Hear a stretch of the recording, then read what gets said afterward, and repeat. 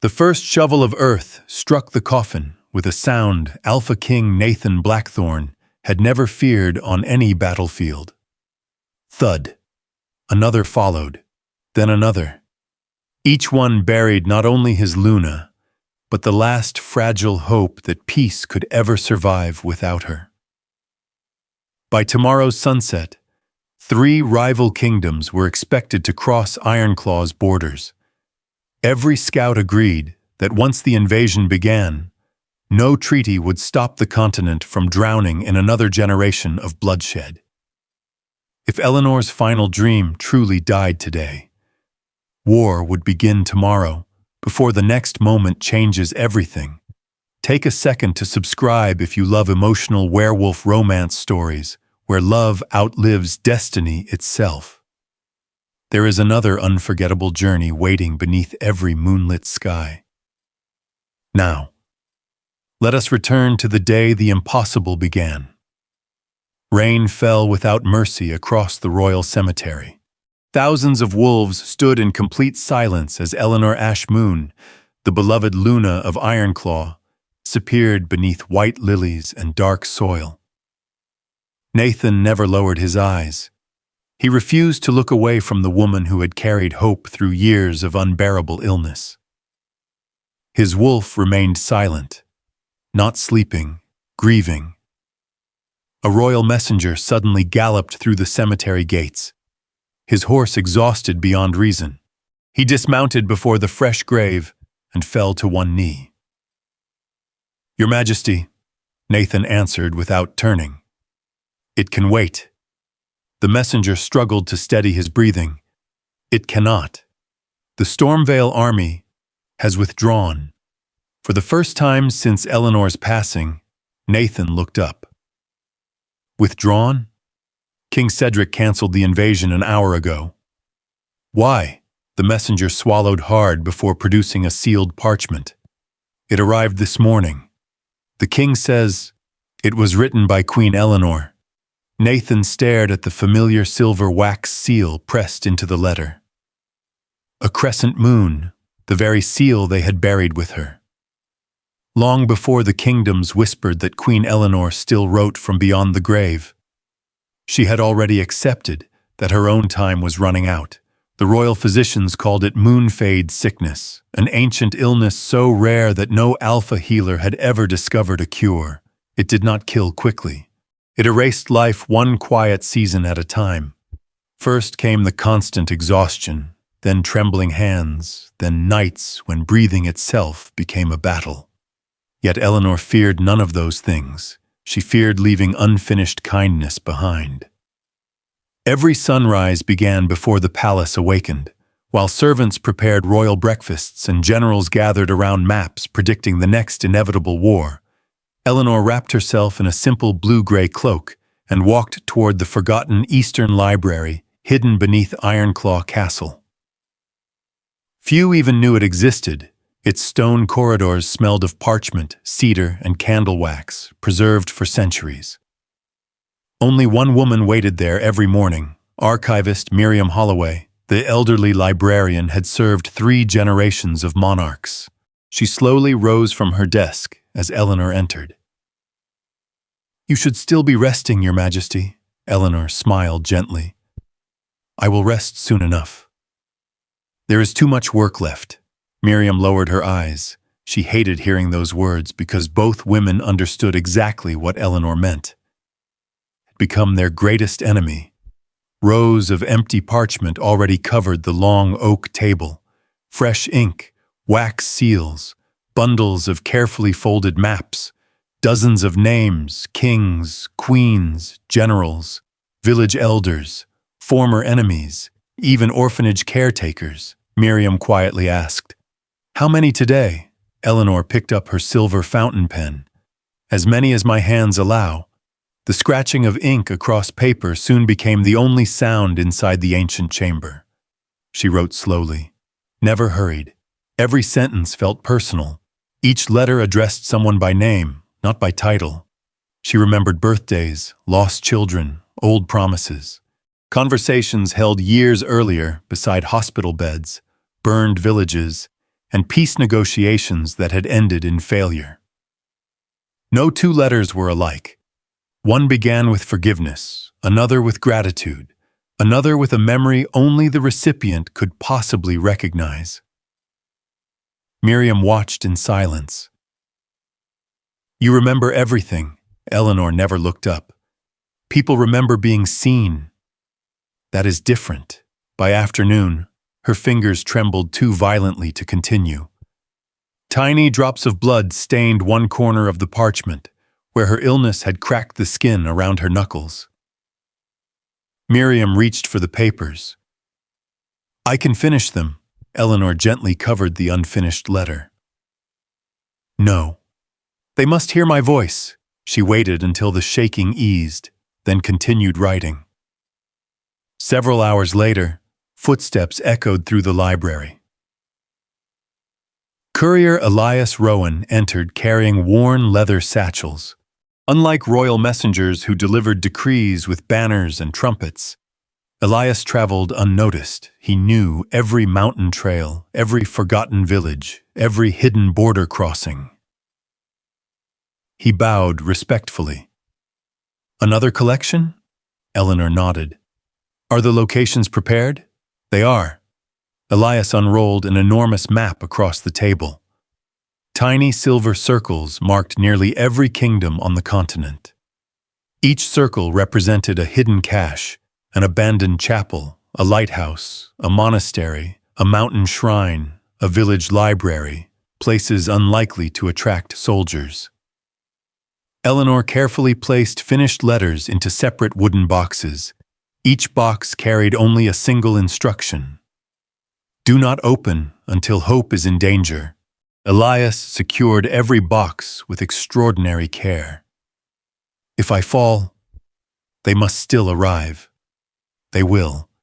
If kingdoms disappear, they must survive. They will. If I am gone," his voice softened, "they will still hear you." For the first time that day, Eleanor's smile faltered. Not from fear, from gratitude. "Thank you." Evening approached. Nathan returned from another council meeting, burdened by reports of border skirmishes.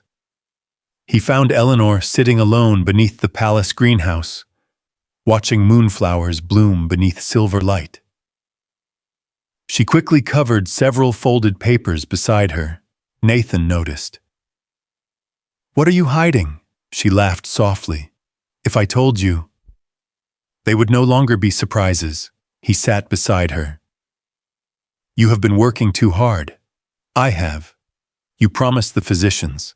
I promised to try." Nathan gently took her hand. It felt colder than the previous week. His wolf whimpered quietly inside him.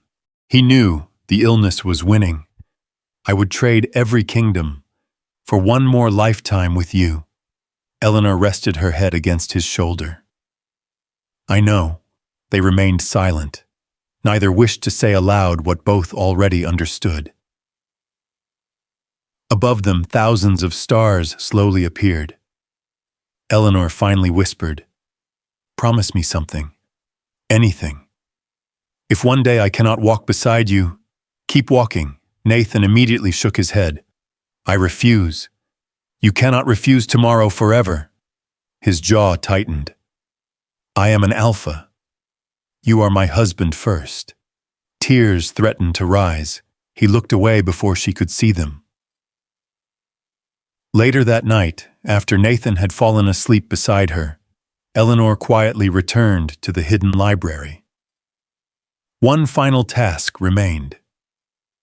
Miriam waited beside an ancient stone chest sealed with faded lunar symbols. The old archivist hesitated. "Are you certain?" Eleanor nodded. Miriam slowly unlocked the chest. Inside rested a weathered manuscript older than every kingdom still standing. Its title had nearly disappeared beneath centuries of age. The moon letter net was, according to legend, generations earlier a forgotten Luna had once prevented a continental war using letters written long before the conflict began. The original locations had been lost. Only fragments of the tradition survived.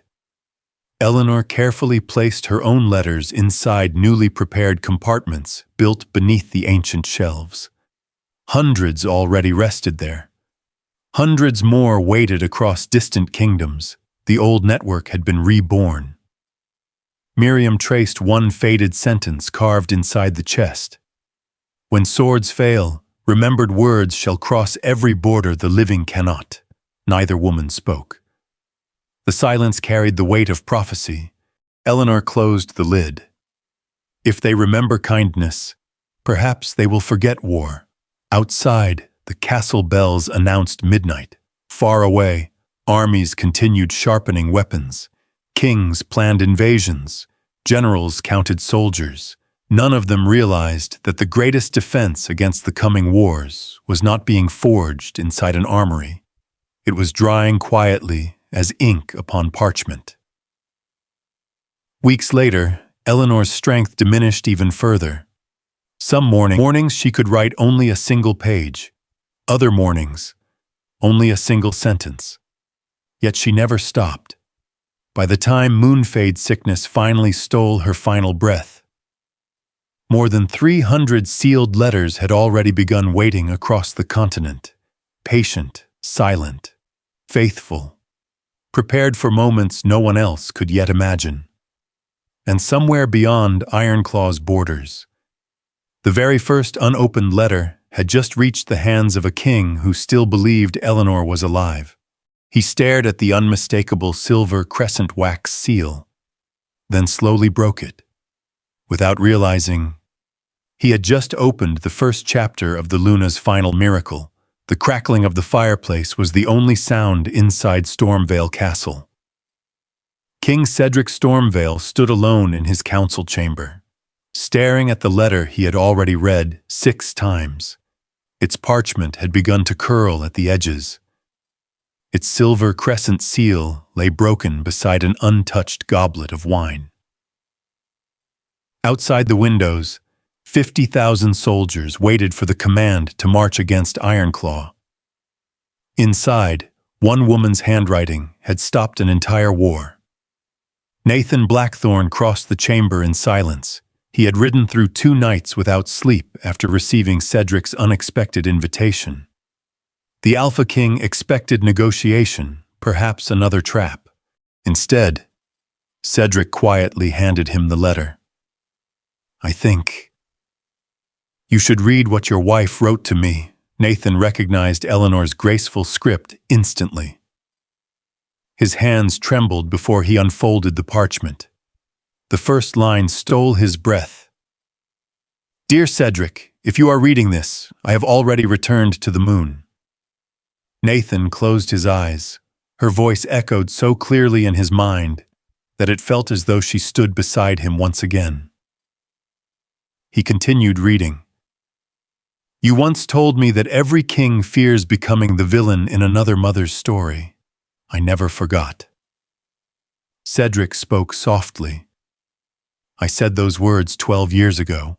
Nathan looked up. "At the Winter Summit." Cedric nodded.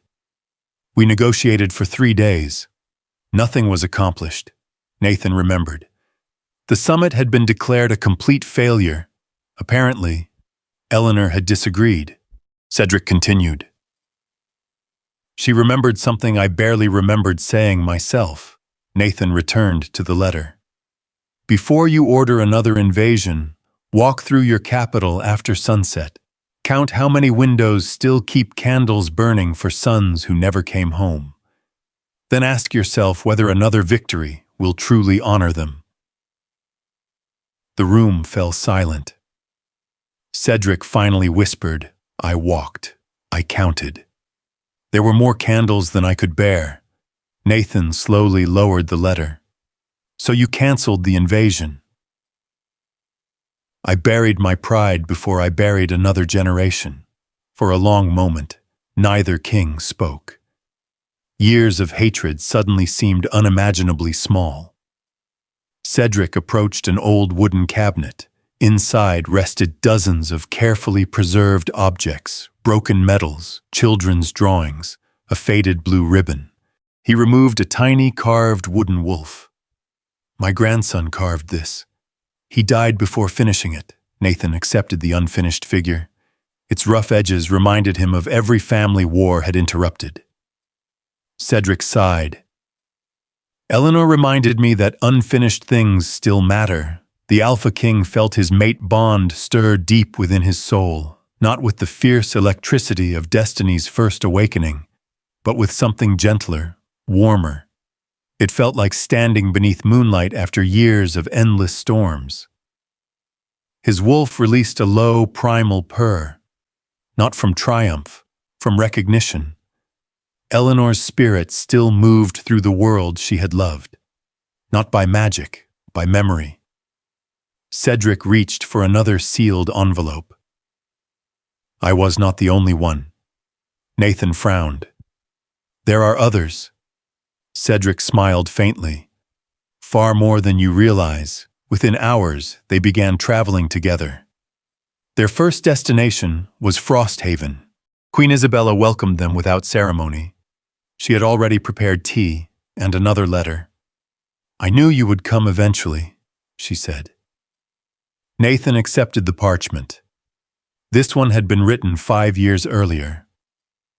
Dear Isabella, your daughter deserves to inherit gardens instead of graveyards. The Queen laughed through quiet tears. Eleanor remembered my little girl's obsession with roses. She walked toward the palace balcony. Below, children played among blooming flower beds. I was preparing to send my army. Instead, I planted these. Nathan watched dozens of children chasing butterflies where military drills had once taken place. Another battlefield. Quietly erased, the journey continued. Mountain kingdoms, river kingdoms, forest pacts. Everywhere they traveled, another ruler produced another letter. Each one different, each one deeply personal. To one aging alpha, Eleanor wrote about forgiveness. To another, she reminded him of the promise he had made beside his dying brother. To a queen grieving her mate, Eleanor simply wrote, Pain is not proof that love failed.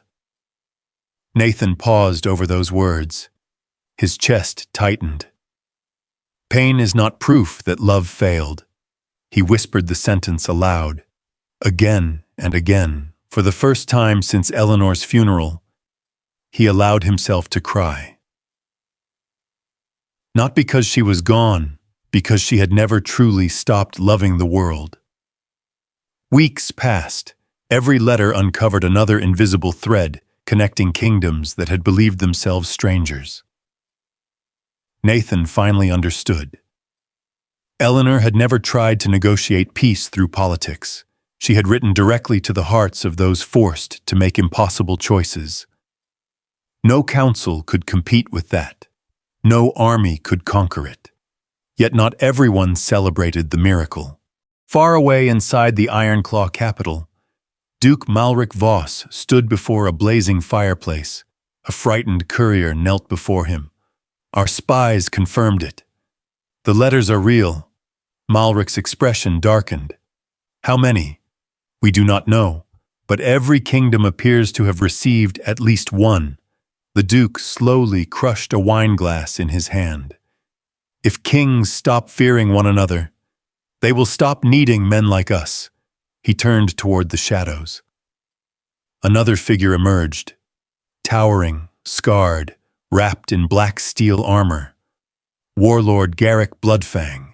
The Luna is dead. Garrick growled. Malric nodded, which is precisely why her legacy must die as well. He unrolled an old continental map. Tiny silver markings appeared across mountains, monasteries, abandoned chapels, and forgotten libraries. The network still exists. Garrick rested one massive hand upon his sword. Then we burn every letter, Malric smiled coldly, and anyone who remembers where they are hidden. Hundreds of miles away, Nathan stood beneath the moon outside an ancient roadside monastery. He held Eleanor's final discovered letter close to his heart. Above him, The clouds slowly parted, silver moonlight illuminated the parchment. For one impossible moment, the breeze carried the faint scent of moonflowers, her favorite flowers. Nathan closed his eyes. I finally see what you were building. The wind gently lifted the edge of the letter, almost like a loving hand refusing to let him give up. When he opened his eyes again, his grief remained, but it no longer walked alone. It now walked beside purpose. Somewhere in the darkness beyond the monastery walls, unseen riders were already racing toward the first hidden cache of Eleanor's letters. The hunt for her legacy had begun. The first hidden library burned before dawn. No battle horn announced the attack. No army surrounded the monastery, only silence, then flames. Ancient shelves collapsed beneath waves of fire as smoke swallowed centuries of history. An elderly monk staggered into the courtyard clutching a single scorched wooden box. Across its lid, barely visible beneath soot, remained a familiar silver crescent. He had managed to save only one. Everything else had become ash. Hundreds of miles away, Alpha King Nathan Blackthorn awoke before sunrise with a violent jolt. His wolf growled, not in anger, in warning. A royal hawk struck the window moments later. The message tied to its leg contained only 7 words. The Moonletter Network has been discovered. Nathan read the line twice. His face hardened. Prepare the horses. Captain Rowan Thorne entered almost immediately. Your Majesty? They know, Rowan understood without further explanation. The letters. Nathan nodded. They have begun hunting Eleanor's legacy. Within an hour, riders thundered out of Ironclaw Castle, not toward enemy borders, toward forgotten shrines, old libraries, mountain chapels, lighthouses, every place Eleanor and Elias had ever trusted. They were racing against fire itself. Meanwhile, inside the ruins of Black Hollow Fortress, Duke Malric Voss watched another cache of letters thrown into a blazing furnace. One parchment curled black before disappearing forever. He smiled, one fewer miracle. Across the chamber stood Garrick Bloodfang, surrounded by armored mercenaries. How many locations remain? Malric pointed toward a weathered map covered with crimson markings. According to our spies, 187. Garrick drew his enormous sword. Then we erase every one. Malric looked toward the window where smoke rose from distant valleys. No. We erase something greater. The memory of the woman who wrote them. His words chilled even his own officers. The campaign had never been about paper. It had always been about hope. By midday, Nathan reached the monastery of St. Lorien. The smell of smoke lingered long before the buildings came into view. Stone walls still stood. Everything inside had been destroyed. Brother Thomas sat alone among the ashes. His hands trembled around a blackened wooden box. Nathan knelt beside him. We came too late. The old monk shook his head. No. He carefully opened the box. Inside rested 12 untouched letters. Nathan stared in disbelief. I thought everything burned. Brother Thomas smiled faintly. They searched the library. They never searched the chapel floor. Nathan closed the lid gently. Eleanor trusted you. She trusted ordinary people. The monk looked toward the ruined library. That is why she succeeded. Before Nathan could answer, another rider galloped into the courtyard. It was Elias Rowan, covered in mud. His horse barely remained standing. They have reached Northwatch. Nathan immediately mounted again. We ride. The chase stretched across the continent. Every destination revealed another story. At a mountain shrine, shepherds had hidden letters inside stone prayer wheels. At an abandoned lighthouse, Fishermen disguised them inside waterproof navigation charts. At a village bakery, one elderly woman had baked sealed cylinders into empty bread ovens beneath loose bricks. Everywhere Nathan traveled, people already knew Eleanor, not as a queen, as the woman who had remembered them. A blacksmith wiped tears from his face.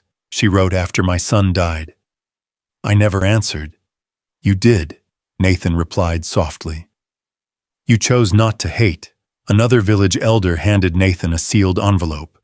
She said one day you would come. Nathan recognized Eleanor's handwriting. His fingers lingered over the wax seal.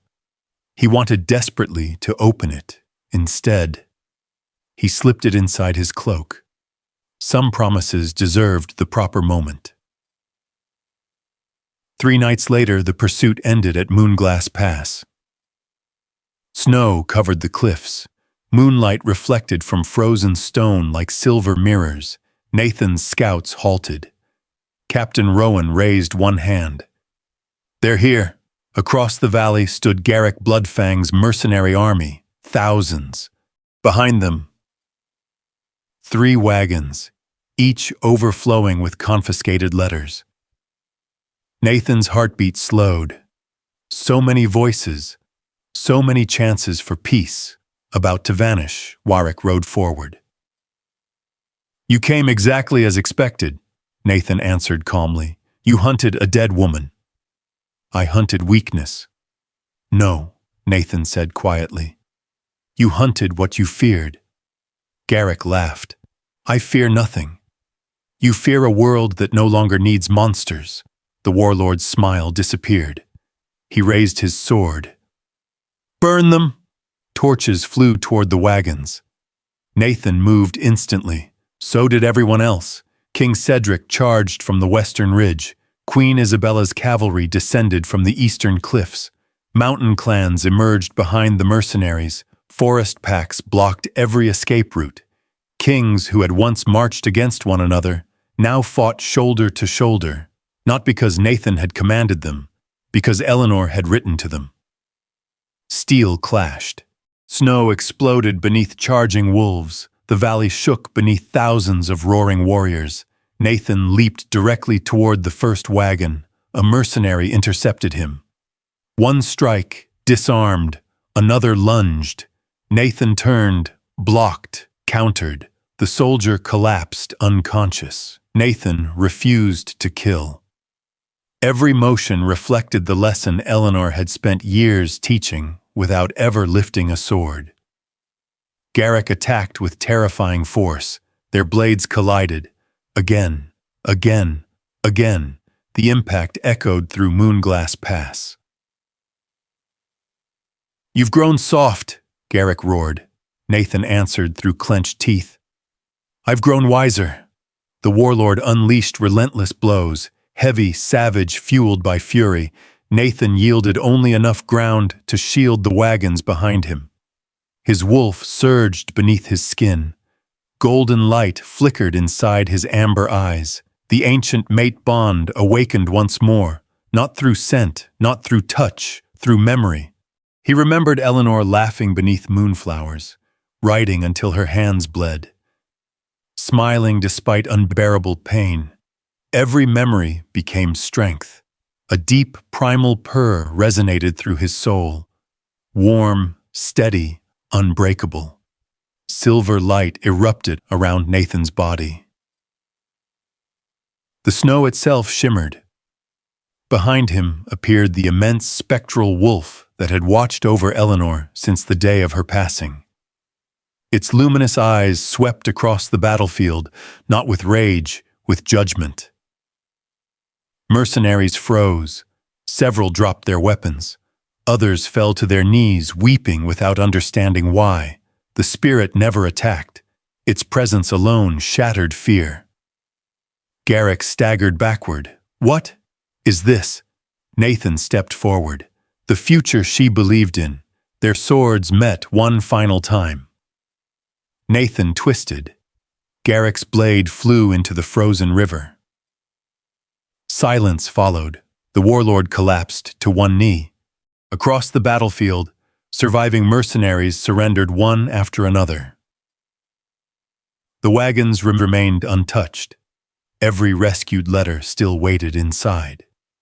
Yet before anyone could celebrate, Elias rode toward Nathan, his face pale with urgency.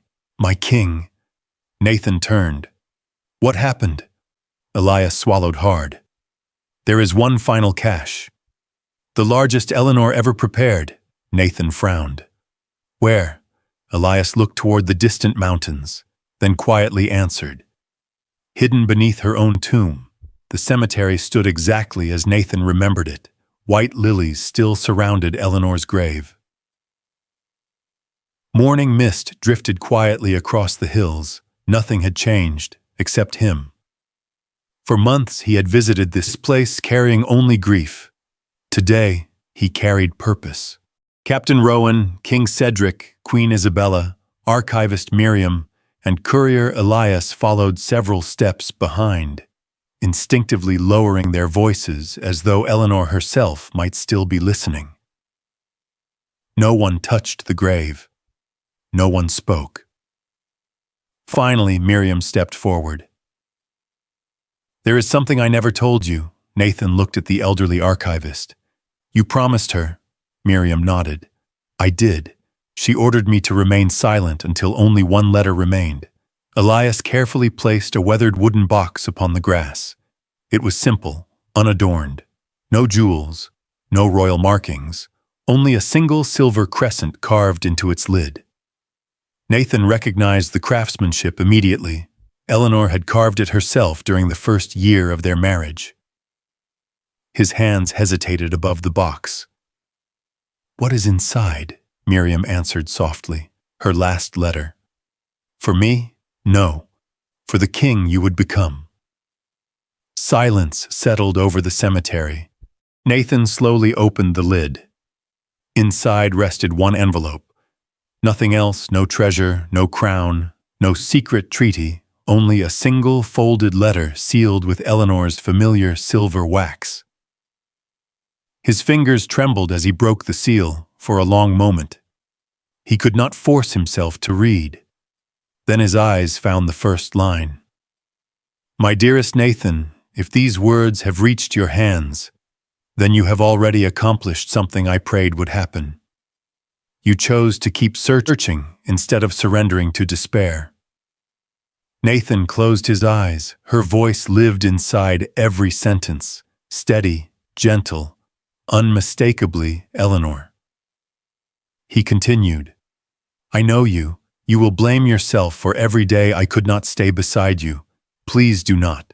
Love is measured by how faithfully we walk together, not by how long the road happens to be." A tear landed upon the parchment. Nathan carefully brushed it away before the ink could blur. The others quietly stepped back, allowing him to remain alone with her words. He read on, "There will be people who tell you that peace ended with my final breath. They are wrong. Peace has never belonged to one person. It belongs to every ordinary soul brave enough to forgive before revenge feels easier." Nathan's breathing grew uneven. Every memory returned, their first dance beneath the harvest moon. Her laughter inside the palace gardens, the nights he had carried her when illness left her too weak to walk. The mornings she insisted on smiling, even while hiding unbearable pain. He had believed those memories were endings. Now he understood, they had always been instructions. Further down the page, Eleanor's handwriting became slightly weaker. She must have written these lines near the end. "Promise me something. When they praise me, tell them about the people who carried the letters, the librarians, the monks, the bakers, the shepherds, the children. They protected hope just as much as I did." Nathan slowly looked toward Miriam and Elias. Neither sought recognition. Neither ever had. His gaze returned to the letter. "Kings believe history remembers crowns. History remembers kindness." His wolf released a deep, quiet purr. not the triumphant roar of an alpha, the peaceful sound of a soul finally coming home. Nathan reached the final paragraph, his vision blurred. And one last thing. When you visit me again, please do not come carrying sorrow. Bring stories. Tell me about every child who laughed, because another war never happened. Tell me about every family that stayed together. Tell me the letters were enough, because if even one mother sleeps peacefully beside her children, then our love changed the world. The page ended. No dramatic farewell, no final declaration, only her signature. Forever yours, Eleanor. Nathan remained perfectly still. The breeze gently stirred the lilies surrounding the grave. For the first time since Eleanor's funeral, he smiled. It was small, fragile, real. He carefully folded the letter and pressed it against his heart. Then, before every king, queen, soldier, and friend gathered behind him, Alpha King Nathan Blackthorne slowly lowered himself onto both knees before Eleanor's grave. His black royal armor was still stained with dried blood from the battle at Moonglass Pass. The crimson marks remained across his chest and shoulders. He did not wipe them away. He wanted the woman he loved to see exactly what her kindness had rescued. Nathan bowed his head. I thought I was protecting you. His voice trembled. You were protecting all of us. Another tear slipped onto the stone.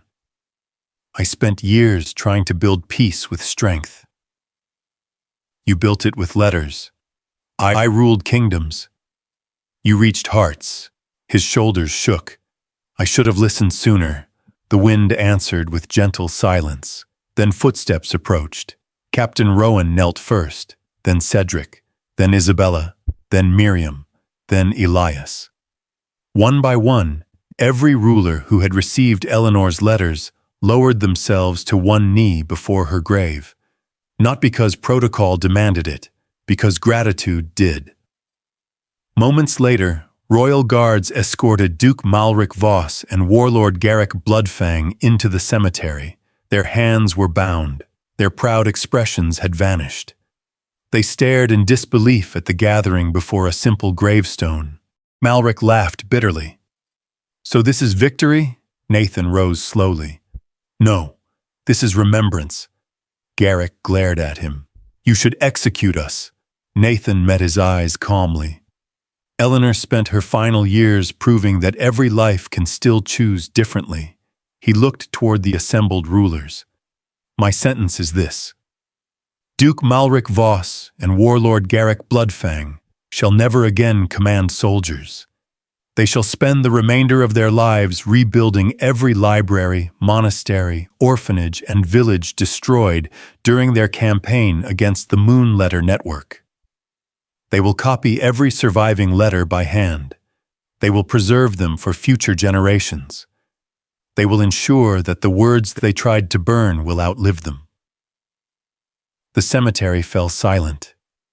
It was not mercy without consequence. It was justice with purpose. Malric lowered his head. For the first time in many years, he had no argument left. Just beyond the hill, church bells echoed across Ironclaw. Not to announce another military triumph, but to celebrate the woman whose quiet handwriting had accomplished what countless armies never could. And as the morning sun rose above Eleanor's grave, its light reflected gently across the silver crescent carved into the wooden box that had guarded her final words. Her voice had not ended. It had simply found new readers. 1 year later, no war horns echoed across the continent. For the first time in living memory, the borders between the great wolf kingdoms stood open. Merchants crossed mountain passes without armed escorts. Children from rival packs played together beneath the same summer sky. Libraries rebuilt after the attacks welcomed travelers instead of soldiers. At the center of every restored reading hall stood a simple wooden display, Inside rested a handwritten copy of one of Eleanor's letters, not protected by locks, protected by respect. The Moonletter Network had become more than a secret. It had become a promise shared by an entire generation. On the anniversary of Eleanor's passing, rulers from every kingdom gathered at Ironclaw Castle. No one arrived wearing battle armor.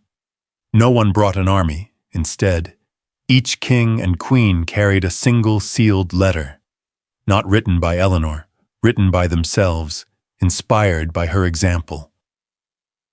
Nathan stood before the assembled leaders beneath banners that no longer celebrated conquest.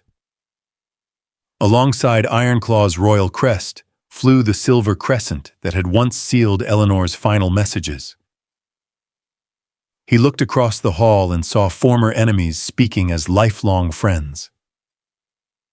King Cedric laughed with Queen Isabella. Archivist Miriam welcomed young scholars eager to preserve the letters. Courier Elias trained a new generation of messengers whose duty was no longer to carry warnings of war, but words of reconciliation. Nathan smiled. Eleanor had dreamed of this world. Now it was real. He stepped to the center of the chamber. My Luna believed that one sincere voice could travel farther than an army. She was right. We cannot promise that conflict will never return, but we can promise that hatred will never again be the first answer. The rulers struck a closed fist against their hearts in solemn agreement. Later that evening, Nathan walked alone to Eleanor's grave. He carried no flowers, no tears, only a small leather journal. He sat beside the white lilies and opened its first page. "You asked me to bring stories, so I did." He smiled toward the quiet hillside. The children in Stormvale planted another rose garden. The monastery library is full again. The villages you once saved now send food to one another instead of soldiers, and every letter you wrote still has another heart to reach. A gentle breeze stirred the lilies. Nathan closed the journal. "Thank you, Eleanor. You taught me that love does not end when a heartbeat does. It continues through every life it chooses to change." The setting sun bathed the cemetery in warm golden light as white wolves gathered silently along the distant ridge, raising their heads toward the rising moon. No one called it a miracle. No one needed to. Some truths were simply too beautiful to explain. As this story comes to an end, one question remains. If you had discovered Eleanor's letters before the wars began, would you have chosen forgiveness like Nathan? Or do you believe Duke Malric and Garrick deserved a harsher fate than a lifetime spent rebuilding what they tried to destroy? Share your thoughts in the comments below. If this story touched your heart, please like, share, and subscribe for more unforgettable werewolf romance stories where love, redemption, and hope reshape the destiny of kingdoms. Until we meet again beneath another moonlit sky, may kindness always leave a legacy that outlives us all.